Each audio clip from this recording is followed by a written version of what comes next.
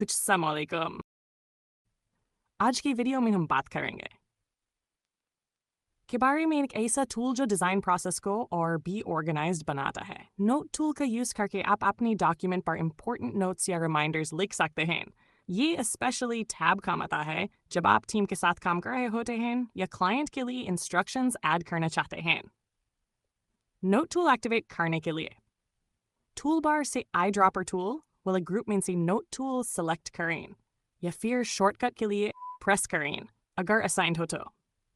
अब जहाँ भी आप क्लिक करेंगे एक छोटी सी नोट आइकॉन अपीयर होगी और एक साइड पैनल खुल जाएगा जहाँ आप टेक्स्ट लिख सकते हैं।